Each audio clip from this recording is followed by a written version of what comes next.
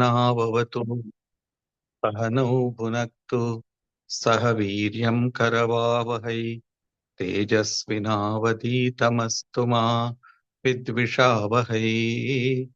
ओम शांति शांति शांति। ओम सर्ववेदांत सिद्धांत गोचरं तमगोचरं गोविंदं परमानंदं सद्गुरुं प्रणतोऽस्म्यहम्।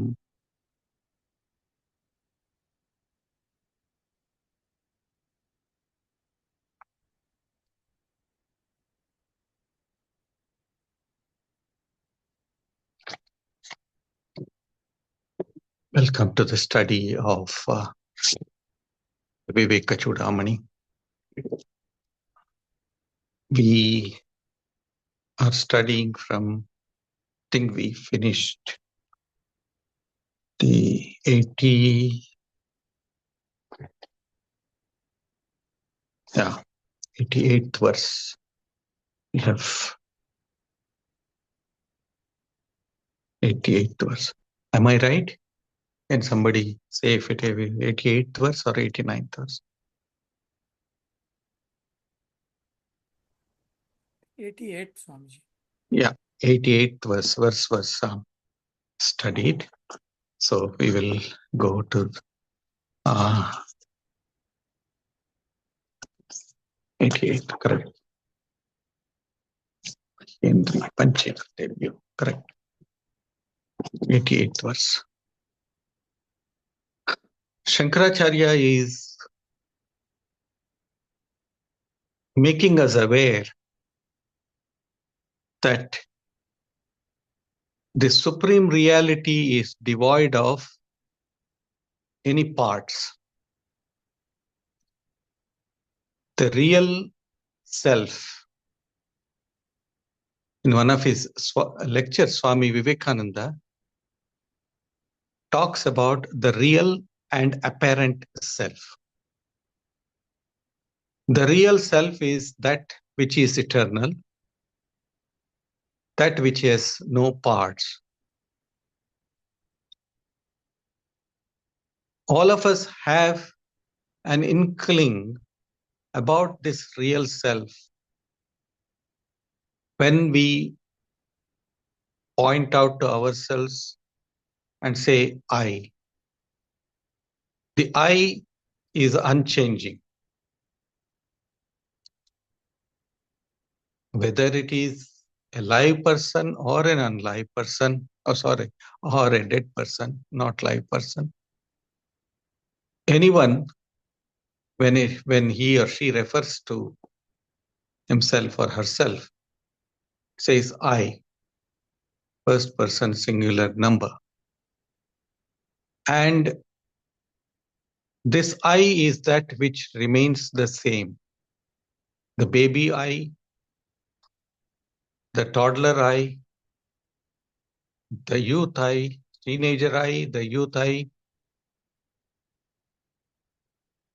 and the grown-up I, and the aged I, all remain the same.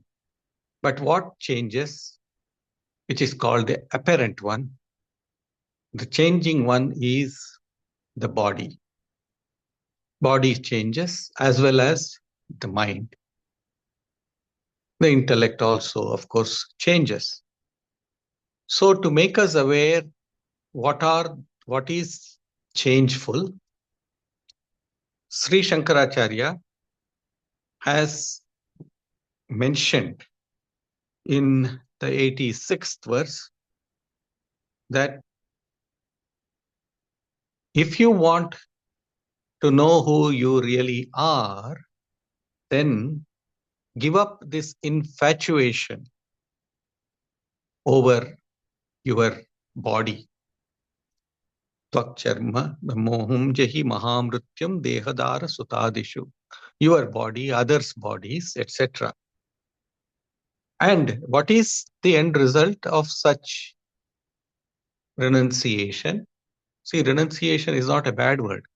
It is something that you give up in order to get something that is better than that, something higher than that. So Sri Shankaracharya says there that if you do this, yam jitva, munayo yanti tadvishno paramam padam. The Muni, who is a Muni, Mananath Munihi. Muni is the name given to an ascetic. So a Muni is a person who understands or who reads his own mind and who goes beyond the realm of the mind. Is it possible to go beyond the mind? Yes, it is possible. In samadhi or in deep absorption, one goes beyond the mind. In fact, even in our day-to-day life, we go beyond the mind. When is that? When we are in deep sleep, when there is no dream, when there is total I-ness, that is, I exist. Only that feeling exists. Even that also is not vyakta, it is not expressed. So every one of us go through this stage of being the non-mind, amana, bhava, amani bhava, it is called in Sanskrit, amani bhava, where you do not, your mind ceases to function or exist. It ceases to exist for you for that time being. So it is not that it is lost, it is there, but it does not operate anymore. So he says, Yam jitva munayo yanti. So munis are those who go beyond the realm of their mind. What happens when you go beyond the realm of mind? You attain to that state, that supreme state, Paramam Padam of Vishnu. Shankaracharya defines this Vishnu, the term Vishnu, as Vyapakatvat Vishnu. Vyapakatvat, that which has enveloped everything, all the worlds, all the universes. Now we have come to the understanding about multiverse, not just universe, but multiverse. So not one universe, but there are multi-universes. So that which envelops all the multiverses. So we don't know how many are there. There may be millions of universes, that is called as multiverse. So here he says that Vishnoha Paramam Padam. One reaches to that state wherein you become everything, you become one with the idea that I am this whole universe. My existence is the universe in total. Paramam Padam Vishnu. If you take the mythological meaning of Vishnu, it is the Vishnu of the pantheon, Hindu pantheon. So, Sri Shankaracharya therefore says, I will tell you what this body, which you are so fond of, is made of. If you come to know about it, you will become frustrated with it. You will start disliking it. So that is why I said last time that the function of a guru is twofold. He teaches in two parts, or in two methods, adopts two methods. One method is slowly coaxing you with very kind and very pleasant words. And the other method is to give you a very very hard stroke, as it were. So you you become shocked by what you learn. That's why you will see many sadhus, their sadhus are sons. If you live with a sadhu, you will know that a sadhu can be the kindest of persons, but also he can be the the the harshest of persons, because such a sadguru, I am talking about a person who is a sadguru, who is a real guru.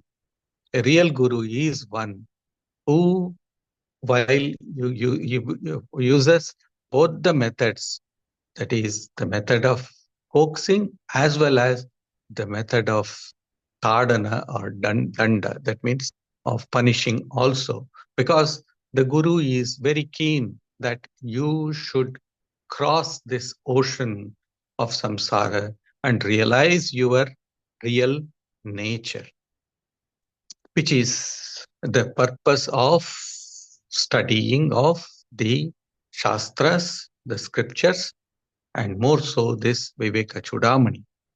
So in the 87th verse, we have studied it.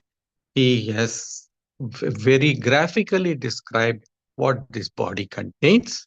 Tvakcharma mamsarudiram snayumedo majjasti sankulam purnam mutra purishabhyam sthulam nindyamidam vapu. This gross body has to be deprecated because it is made out of skin, flesh, blood, arteries and veins, fat, marrow and bones, and full of other so-called offensive things.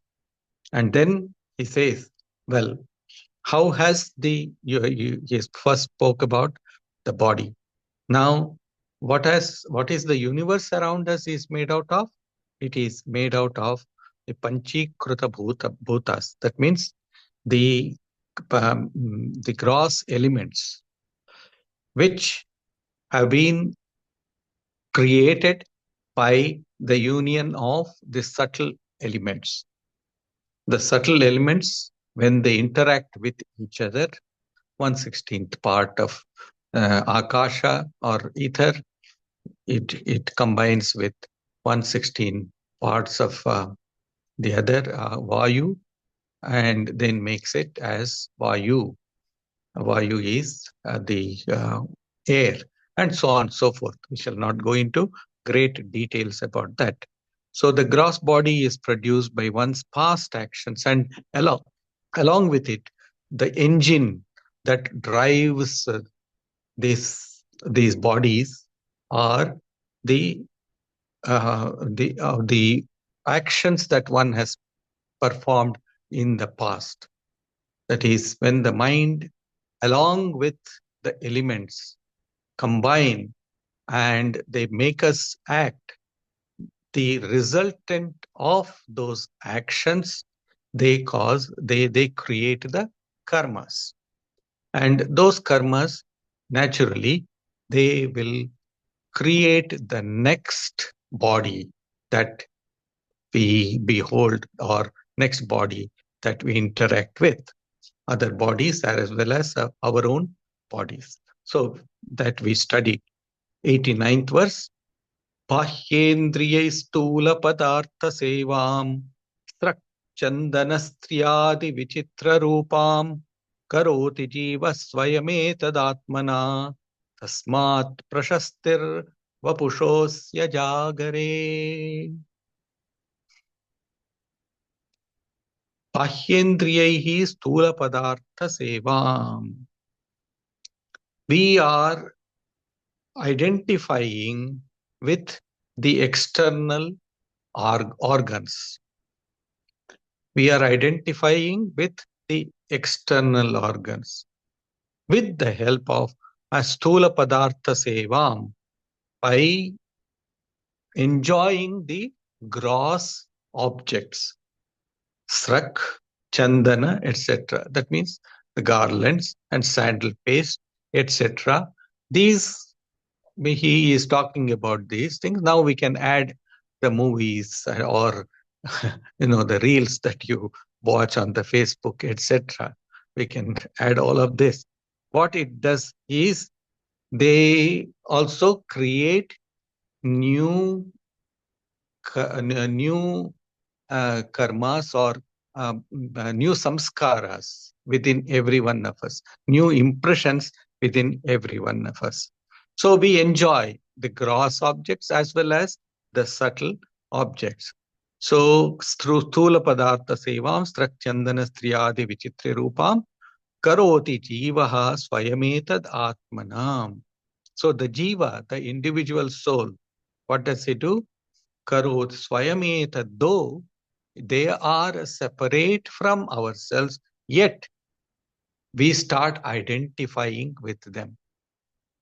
We go to a movie, and if the movie has a lot of pathos, we start crying. Or if the movie has, and identifying ourselves with the the actor or the actresses over there, we start crying. So much of identification comes to us. So in the same way, when we are enjoying something, maybe a good food, we become so absorbed with the food and we start identifying and say, oh, this food has, is a very good food and I am enjoying the food. I does not enjoy anything. Because I is separate from any of these feelings or enjoyments. This has to be understood very, very clearly. Yet, in our common parlance, we say, I am enjoying it or I hate it, and so on and so forth. So these are the, the conventions that we follow in our life by identifying the external objects with our own selves. Identifying, I'll read the English running translation, identifying itself with this form, the individual soul, though separate, enjoys gross objects such as garlands and sandal paste by means of the external organs. Hence, this body has its fullest play in the waking stage. So, we are identifying with the external world, which is made out of the 5 elements. That is the real meaning of this verse. We are identifying. So, going back to the first comments that I made, we have to become aware that this I that we are identifying with, or the I sense, is separate from the mind, separate from the body. That needs to be separated. This is the very essence of the Vedanta philosophy, separation of that which is non-essential and that which is essential. We need to keep that in our mind whenever we study these verses. In the next verse, Sarvopi Bahya Samsaraha Purushasya Yadashrayah Vidhi Dehamidam Sthulam Grihavad Grihamedinaha. Know this gross body to be like a house to the householder, on which rests man's entire dealing with the external world. See, says, know this gross body to be like a house to the householder. See, we live in the house, we enjoy the facilities that are in the house, but when the time comes to us to sell the house, we will, yes, experience a little bit angst, no doubt, but after some time we get over it, because we know in our heart of hearts that this house is mere brick and mortar, or whatever materials the house is made of, and that we should not get attached with this house for too long. Some of us, of course, are very pragmatic. As soon as we decided to sell the house or to give up the house, we completely withdraw ourselves. We just don't have any more interest in the house at all. So such people are also there. But most of us, of course, we have a kind of attachment to a place where we have lived for long. So he says, Sri Shankaracharya says here, know this gross body to be like a house to the householder.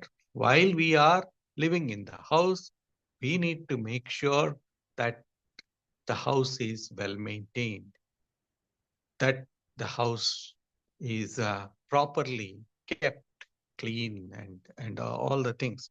So he says grihavat grihamedina, and then he says our on which rests man's entire dealing with the external world.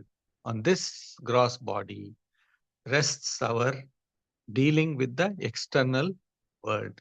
We are dealing with the external world day and night. All our activities are centered in this gross body. So that is the base for the soul, as it were. It is the sheet anchor of the soul, no doubt. But when we go out, when we have to leave this house, then we will have to completely withdraw from the attachment towards this house. That is what Sri Shankaracharya is trying to impress upon us. So the soul, that is the Atman's, Jivatma's relation to this body is of this type. Sometimes we go out and come back, but there comes a time when we completely exit the house and we do not come back to this same house. We may have to take up another house. As long as we keep ourselves free from the attachment to this body or to this house, there is no harm. But what we do generally is we imprison ourselves in this gross body, and the body becomes more important to us than anything else, which is very common to all of that. And that is why when the body undergoes any trials or tribulations, we become extremely miserable because of this innate attachment that has been created towards it. Of course, there are many questions arising in your minds. Many questions are also arising in my mind when I am saying this, that should we not care for this body? Should we not love this body? Of course we should.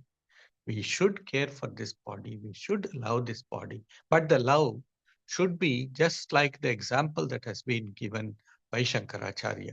See, it's a wonderful example. The house is not, the residents of the house are not the house, or the resident of the house is not the house itself. There is a separate distinction between the house and the resident of the house. So when notice is given to the householder, that is why we call it as a householder.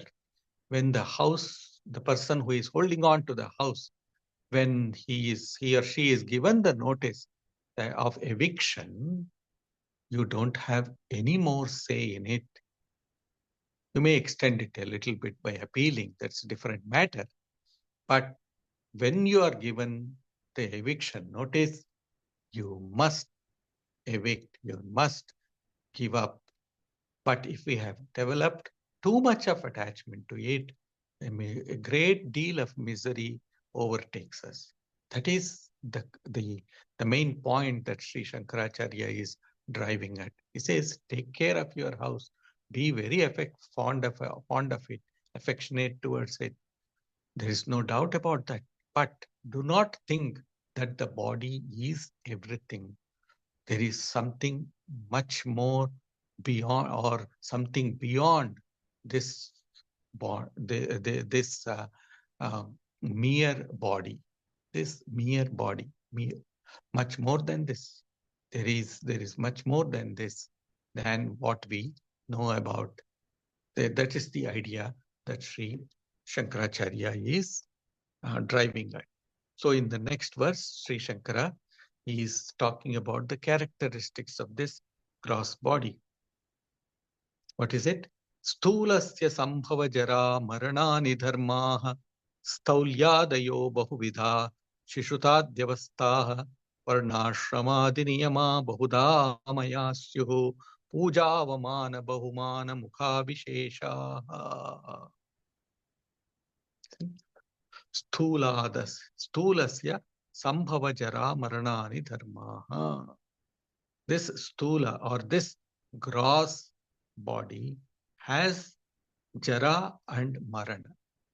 But what is jara? Jara is birth, and marana, jara is decay, and marana is death.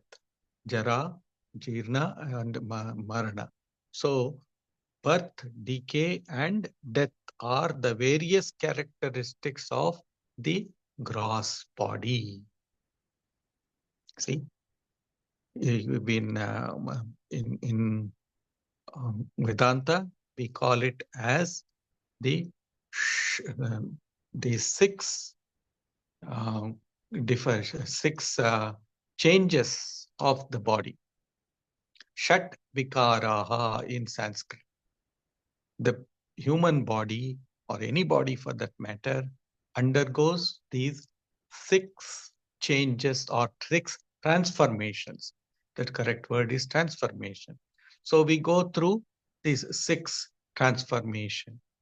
See, and we get, and the last 2, of course, he has mentioned, jara and marana, that is disease and death, or decay and death. And also staulyadayo bahuvidaha shishutadyavastaha. It also goes through stoutness, putting on weight, etc., childhood, and the like, or its different conditions. These are natural conditions which the body which is born will have to undergo. It has also got various restrictions regarding the castes and orders of life. According to Hinduism, Sri Shankaracharya is talking about Hindu belief, or the Sanatana Dharma's belief of the caste system. That is, you have some restrictions, or you have some divisions in caste, and therefore you just follow your dharma, whatever you are supposed to do, and do not trample upon the other person's dharma or the other person's virtue. So he says here, it has got various restrictions regarding the caste and also orders of life, the student life, the married life, and so on. And we have to undergo all of this. It is subject to various diseases and meets with different kinds of treatment, such as worship, puja, avamana, that means you are sometimes insulted, abused, and then bahumana, of course, you are very highly honored, bahumana, mukha, vishesha. These are the different feelings, that is physical, mental, and spiritual feelings that we experience in our day-to-day life. So Sri Shankaracharya is very clear about it. All of these do not affect what the soul, should not at least affect the individual soul. So the soul is different from all of this. Some might be very kind to you, some might be very nasty to you. So all of this must not ideally affect the individual soul. It must not affect. It does not really affect the individual soul. It is the human ego which gets affected by all of this. Sri Ramakrishna again and again says, the root cause of all problems is the ego, ahankar, ahankar. And he also further says, me and mine is ignorance. Thee and thine is knowledge. Very, very simply put, but which has got profound implications in our lives. Me and mine. All the time we are thinking of ourselves with reference to me and mine. And the problem is that when we start thinking of mine, along with it comes all the accompanied vices or evils. Whenever we associate, me is okay, but as long as we try to covet something of the other, try to take something of the others, whether it is the praise or a blame that the other person gives to me, anything of these. That is why he has mentioned all of this. Some may say that I am a Brahmana and you are a Shudra. And then suddenly I start identifying myself with the Brahmana caste and say, oh, I am very superior. And why are you saying that that I am a Shudra or I am less than that?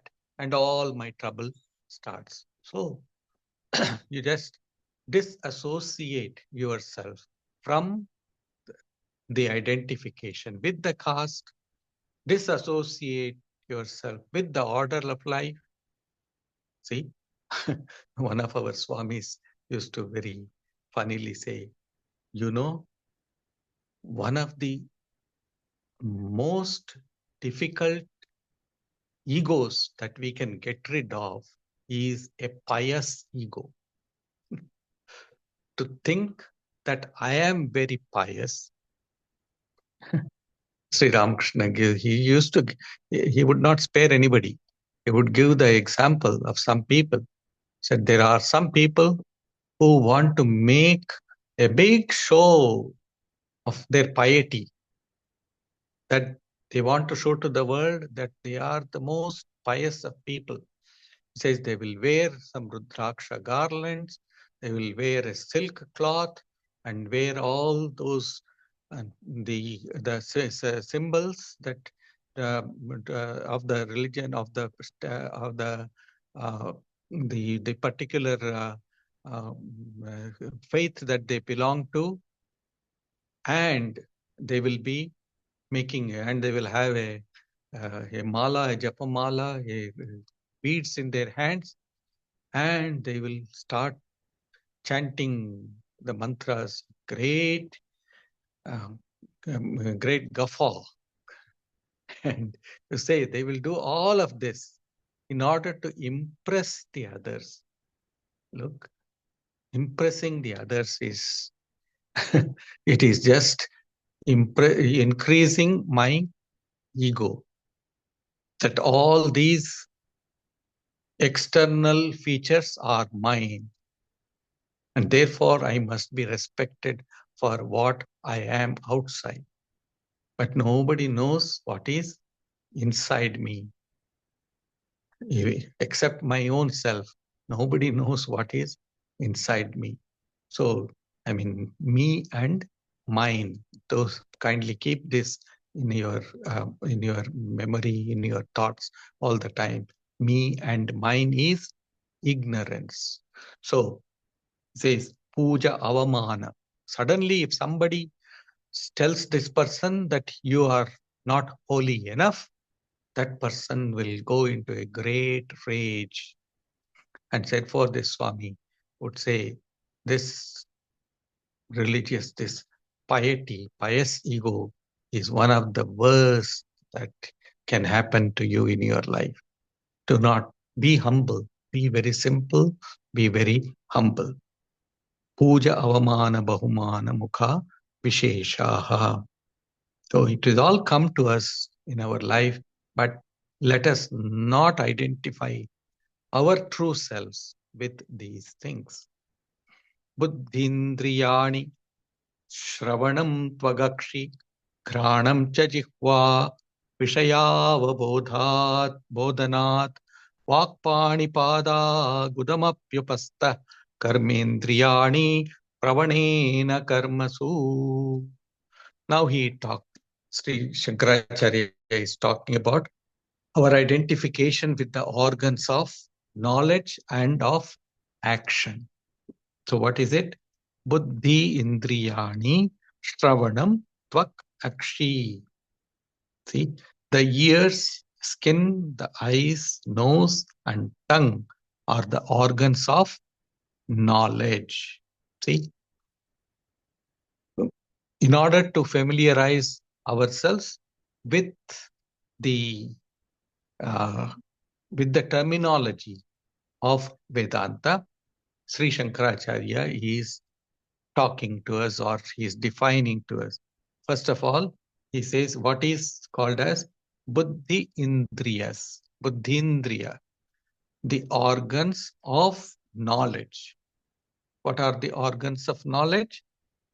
The ears, the skin, eyes, the nose, and tongue.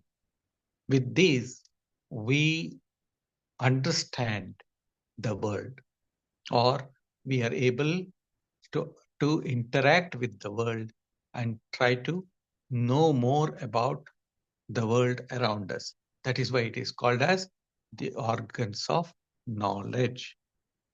And then what does it do? It helps us to recognize the objects. And then he is talking about the karma indriyani, the organs of action. What are the organs of action? The vocal organs, because the sound comes from that, and then the hands, the legs, etc. So these are the organs of action because they perform particular work or particular actions that are necessary for interacting with the world or for working in the world. So first he spoke about the Buddhindriya, and then he talks about the Karmendriya, the organs of knowledge, and then the organs of action. Jnanendriya and Karmendriya. It is called Buddhindriya or Jnanendriya. Jnanendriya and Karmendriya. They help us in perceiving the world. They help us in understanding the world, and it helps us to interact with the world. See? They are all giving to us the Vishaya Jnana, Vishaya Avabodhana or Vishaya Jnana. It is giving us the knowledge of the objects of the external world. Vishaya Avabodhana. Nigadyate antahkaranam manodhirahankritasittamiti svavrittibihi manastu sankalpa vikalpanadibhi buddhihi padartha adyavasaya dharmataha atrabhimanadahamityahankritihi swarthanusandhana gunena chittam. Two verses are studied together here. So he says, Nigadyate antakaranam. Now he is talking about the antakarana, the inner organs. He has spoken about the external organs, and now we need to understand what is the internal organs. As I said, the purpose of studying this is to familiarize ourselves with the technical words of the Vedanta. Whenever we study Vedanta, they will not keep on explaining. They will not give a footnote for everything that they have written. So because they would assume, or the authors of the Vedanta scriptures, they presume that you have understood all of this. You have a basic knowledge about the Vedanta terminologies. But Shankaracharya is kind enough to us to talk about this or to explain this in great detail. So he says, the Antakarana, there is the inner organ, Antakarana. This is now he is talking about the Antakarana, or the internal organ. What is it? It is called the Manas, the Buddhi, ego, or Chitta. See, Mana, Buddhi, Ahankara, and Chitta. These are the inner organ. It is a conglomeration, we can say. It is all clubbed together, or it is very dynamic in its function. So the mind, the intellect, the ego, and the chitta. So he will talk about what is the chitta, etc. later, according to their respective functions. Then manas, that means what does the manas do? What does the mind do?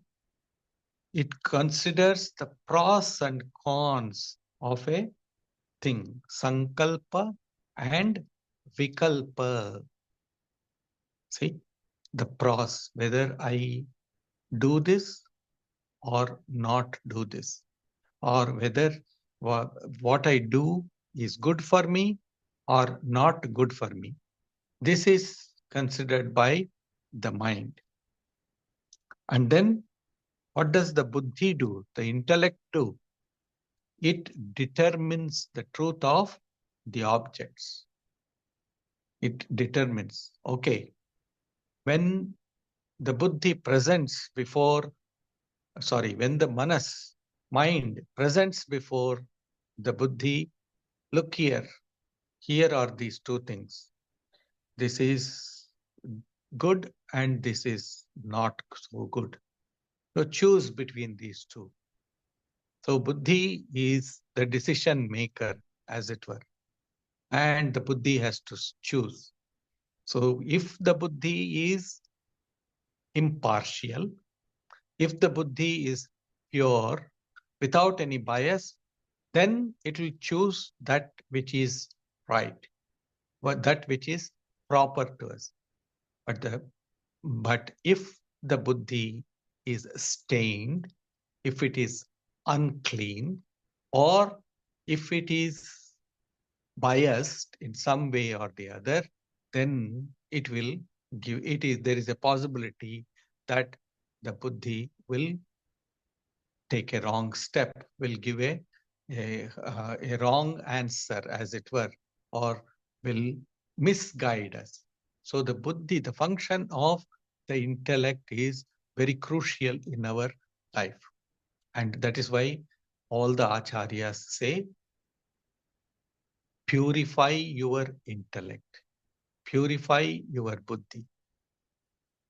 Keep on purifying it by chanting the name of the Lord. The easiest and the fastest method of doing so is chanting the name of the divine. But we can't do it all the time. We have to perform all our actions. Therefore, we need to perform our actions in such a manner that the work itself will purify our intellect, which will bring purity. It is hard, but it will definitely purify your intellect. By going through a lot of trials and tribulations, this the actions that we perform will be able to purify the intellect as well. So then the whatever decisions that this pure buddhi takes will be pure, will be very successful. Yashasvi bhavati. That means it becomes very successful.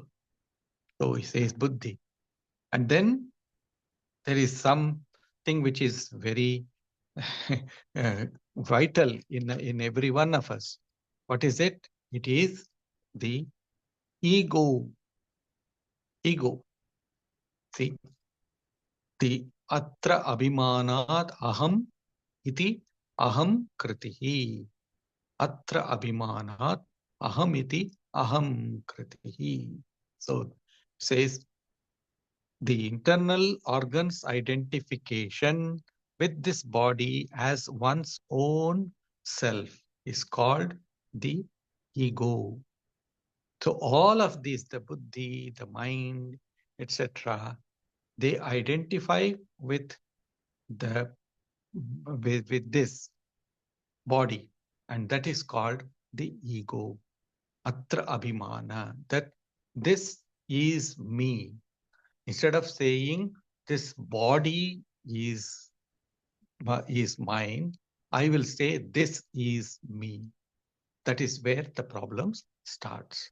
This is me. No, this is not me. This the ahankara begins from that. See, when we were babies, our identification with our body was with our mother. When we were in the womb, our identification of ourselves was with the mother. And then when we come out of the mother's womb, then slowly we start identifying ourselves with the ego, with the mind, with the intellect, etc., with the objects that are outside, etc. So one has to go back to that original state of not having any ego within ourselves, but with identifying ourselves with our mother, that is the divine. Even the mother also has to identify with the divine. So that is the basis. The ego is that which keeps on telling, I am this is mine, and so on and so forth. So every experience that we have in this world, it has this ego as the very basis, ahankara as this basis. So we always say, I know this, I do not know this, I have this, I do not have this. All of this is identified with the external things or external world. And this external world is identifying with our own selves, this ahankara. So this ahankara, Sri Shankaracharya says, it binds us, as it were, to this world or this universe. Ahankara binds us. It is the binding factor to this universe. And then he talks about lastly, the chitta. Chitta. See, there are two versions of explanation for this. Some say the mind itself is chitta, but others say that the chitta has slight difference from the mind. See, chitta is the function of the antakarana, which remembers things that which remembers the things that it is interested in. So he says here, Swartha Anusandana Gunena. He says very clearly, Swartha Anusandana Gunena. It remembers by remembering things it functions by remembering things that is interested in it. See, lot of impressions lie in our subconscious mind. Lot of impressions from the past and as well as the present life. It keeps on piling within our subconscious mind, unconscious mind, and it also goes to the subconscious mind. So most of them are shut out for us. Only a few of those thoughts are that are allowed to come up in this life or when we are dealing with the external world, and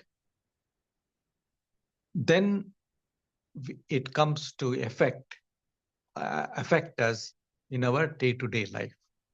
So there is this kind of mechanism to screen the things that are most essential and the things that are non-essential in our mind. And chitta is that which does this and then keeps that which is very relevant in this life and does not allow that which is not essential in our life to come up. So it is this is the understanding about chitta. Remembering things that are interested in or that are relevant to the dealing with the external world. So otherwise, if our chitta is not healthy, or if the chitta starts allowing everything that is there in the past, sometimes it does, of course. That's how when we go into deep states of depression, etc., because we are trying to remember, we are thinking of the past so very much that it affects our present. So the chitta, that's why Patanjali very clearly in the very first verse, he defines the chitta as yogaha chitta vritti nirodha.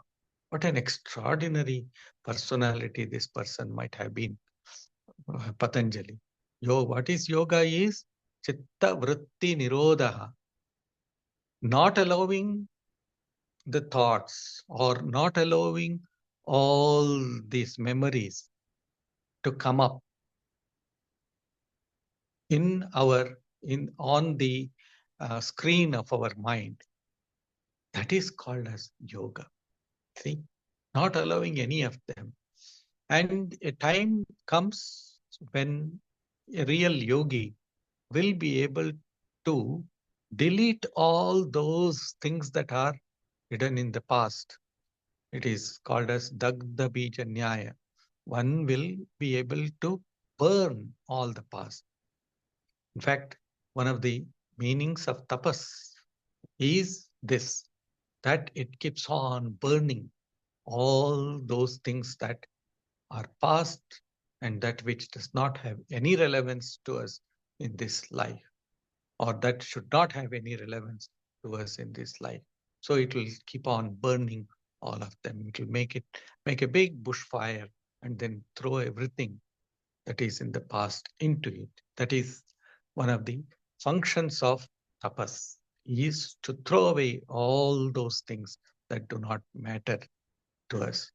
So look at life. The Lord has created us in such a manner that he has given a screen over there in the form of chitta. Only sometimes we puncture the screen. We do not allow it to function in the manner it is supposed to function. We puncture it, and all those things that are there behind the muck, etc., which has been accumulated, will come in and will affect our lives. So I think I have gone too far in explaining this. So we will stop here. Yeah, I think we will stop here, chitta, with chitta.